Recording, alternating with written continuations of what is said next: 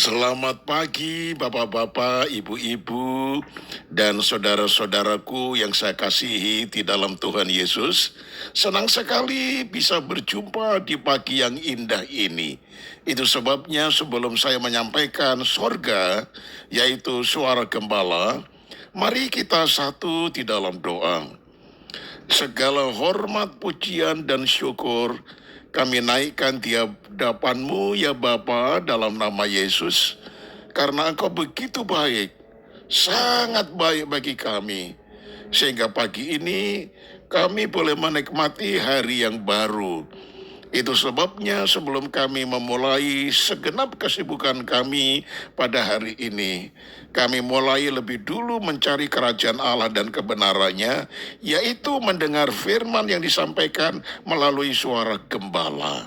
Kami siap menerima dalam nama Tuhan Yesus. Haleluya. Amin. Tema renungan pagi ini yaitu mendustai Roh Kudus. Terambil dari Kisah Rasul pasal 5 pada ayat yang ketiga berbunyi demikian. Tetapi Petrus berkata, Ananias, mengapa hatimu dikuasai iblis sehingga engkau mendustai Roh Kudus dan menahan sebagian dari hasil penjualan tanahmu? Nah, saudara, Roh Kudus tidak mungkin bisa didustai sebagai pribadi yang tak terpisah dan tak tercampur dari Trinitas. Roh Kudus adalah Allah, saudara. Berdusta kepada Roh Kudus berarti berdusta kepada Tuhan. Hal inilah yang menjadi pengajaran penting dari para rasul, supaya dasar kehidupan umat beriman dibangun dalam kebenaran. Kisah Ananias dan Safira, suami istri, yang ditulis para rasul, tentu menjadi pelajaran berharga. Dusta kepada Roh Kudus adalah jalan kematian, bukan jalan menuju hidup kekal. Apalagi ketika dusta dikerjakan secara berjemaah. Tuhan yang kudus jelas tidak berkenan. Apa yang terjadi, saudara? Ananias dan Safira pun meregang nyawa. Setelah dusta, mereka terkonfirmasi di depan para rasul, lalu kemudian mereka mati dan dikuburkan. Dengan keras Rasul Petrus berkata, mengapa kamu berdua bersepakat untuk mencobai Roh Tuhan? Lihatlah, orang-orang yang baru mengubur suamimu berdiri di depan pintu, dan mereka akan mengusung engkau juga keluar. Nah, saudaraku, dikisahkan selanjutnya, Safira lalu rebah seketika di depan kaki Petrus dan putuslah nyawanya.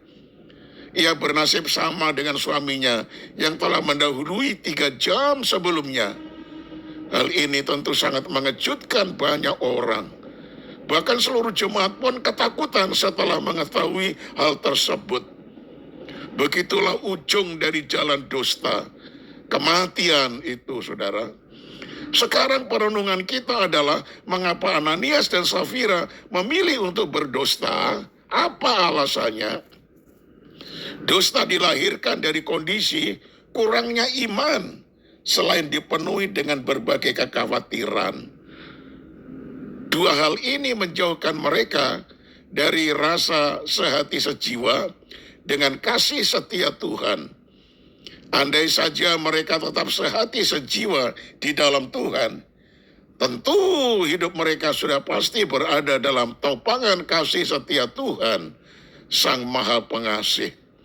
Apalagi kasih setia Tuhan itu kekal, berbeda dari uang hasil menahan sebagian penjualan tanah yang fana.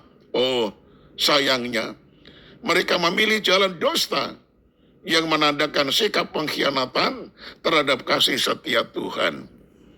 Seperti para rasul, hendaklah kita sehati sejiwa dalam kasih setia Tuhan, karena itu adalah jalan menuju hidup yang kekal. Itulah arti pentingnya kejujuran yang berlawanan dengan dusta. Nah, saudaraku yang kekasih, jadi sekali lagi, jangan sampai kita mendustai Roh Kudus, karena akibatnya sangat fatal, meregang nyawa. Demikian renungan pagi ini, Tuhan Yesus memberkati. Mari kita satu di dalam doa. Ya Tuhan, pada waktu itu Roh Kudus sedang bekerja dengan sangat luar biasa. Para murid dan para rasul dipenuhkan dengan Roh Kudus. Terjadi kegerakan besar dari Roh Kudus. Banyak jiwa menerima Yesus dan banyak tempat dibuka untuk dijadikan tempat-tempat ibadah. Karena itu membutuhkan banyak dana. Banyak orang menyumbang, menjual tanah, ladang, dan uangnya ditaruh di bawah kaki Rasul untuk dana pembukaan jemaat-jemaat baru. Ananias dan Safira akhirnya tergiur untuk menyumbangkan hasil ladangnya. Tetapi sayang, tidak semuanya diberikan oleh para rasul, tetapi hanya sebagian saja. Ketika Rasul Petrus bertanya, Ananias, apakah ini semua hasil penjualan tanahmu? Ananias mengatakan, ya. Itu berarti dia sudah mendustai kepada Petrus, tetapi Petrus penuh Roh Kudus, berarti Ananias telah mendustai kepada Roh Kudus. Akhirnya kami sadar ya Tuhan, akibatnya fatal. Ananias dan Safira yang sudah kompromi untuk berdosa dan meran sebagian, tetapi mengatakan semuanya hasil penjualan tanah. Pada akhirnya dua-duanya meregang nyawa, mereka mati dan dikuburkan. Tuhan, kami gemetar ketika mendengar perkara ini. Ajar kami jujur, tidak berdusta kepada Roh Kudus. Engkau telah memberkati kami dengan keuangan, dan dengan keuangan itu cukup.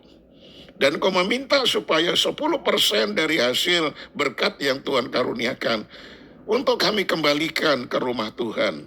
Itulah namanya persepuluhan. Tetapi banyak di antara kami yang tidak membayar 10%-nya, tetapi hanya sebagian. Ampunilah kami Tuhan. Jangan sampai terjadi perkara Ananias dan Safira itu menimpa kami. Lebih-lebih kami yang tidak pernah membawa persepuluhan ke rumah Tuhan. Mari sadarkanlah kami lewat renungan pagi ini, supaya kami membawa persepuluhan kami di dalam rumah Tuhan. Sehingga dengan apa yang kami kerjakan itu, Tuhan membuka jalan, bahkan membuka tingkap-tingkap langit, dan Engkau akan mencurahkan berkat. Sampai begitu banyaknya kami tidak sempat menadai karena terlalu limpah. Terima kasih banyak Bapa di surga.